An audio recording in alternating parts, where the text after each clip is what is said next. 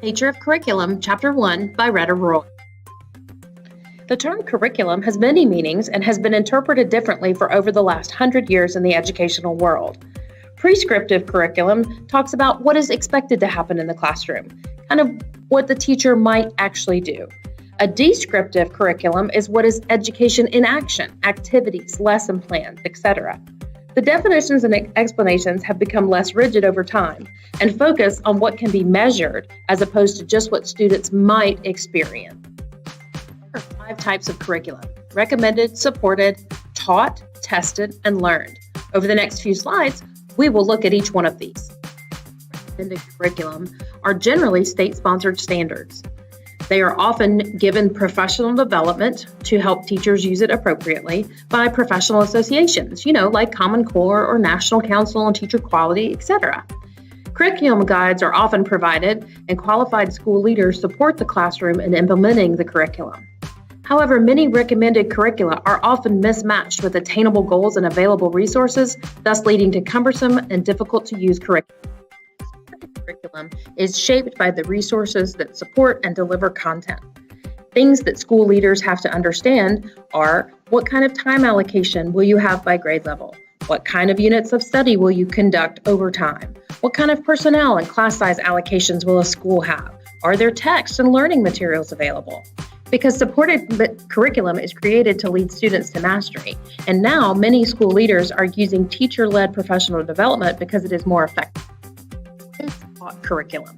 Well, this is just the delivered curriculum. So how does a teacher deliver it? What kind of pedagogy do they use? Do they have a teaching style?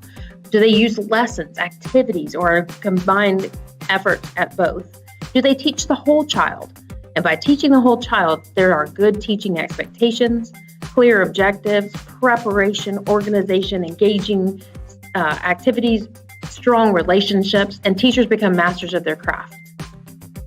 Curriculum is a hot issue in our educational world. All too often, standardized tests don't truly measure what a student knows or what was taught. Controversy still resides when trying to tie teacher performance to standardized tests.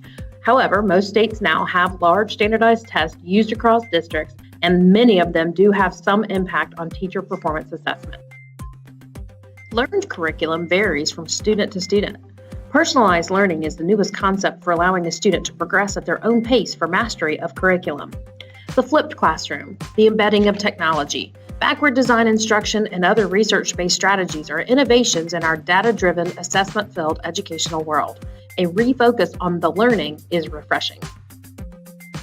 Curriculum components consist of policies and goals.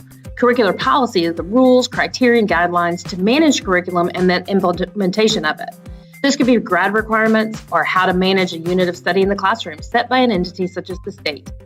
Curricular goals are usually set by a district on how it expects to achieve its curricular goals and implement the policy. The key is to find the balance to intertwine them for the ultimate success of the student. Policies and goals are intertwined best by implementing different study components. Programs of study are the multi-year, inclusive of many fields, learning experiences by students. Fields of study are also multi-year experiences, but they are content specific. Within the fields of study and programs are courses of study, which are specific classes, units of study in the course of study, which are arranged around a concept, and the lessons, which are the subsets of the units that explain the content to the student. Embedded in fields of study are 3 types of learning: mastery, organic, and enrichment. Mastery learning can be done in non-structured ways and in structured learning styles. Structured learning has sequencing, planning, measurable outcomes, and clearly delineated content. Organic learnings develop over time and are a result of numerous interactions and exchanges between teachers and students and their peers. They are not the focus of specific learning, but are as important as mastery outcomes.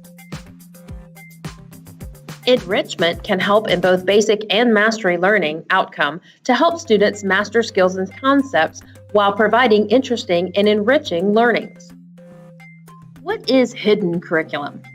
It is those aspects of schooling, other than the intentional curriculum, that seem to produce changes in student values, perceptions, and behaviors. This would include extracurricular activities, social events, and participation in sports, school clubs, and student organizations.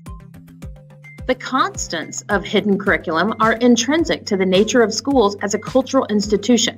For example, democratic capitalism in the United States is a reflected ideology in many areas of our educational world.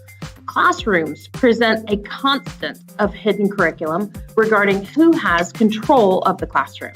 Teachers can control a classroom with strong organization, planning, and strategies that lend themselves to a successful, orderly environment.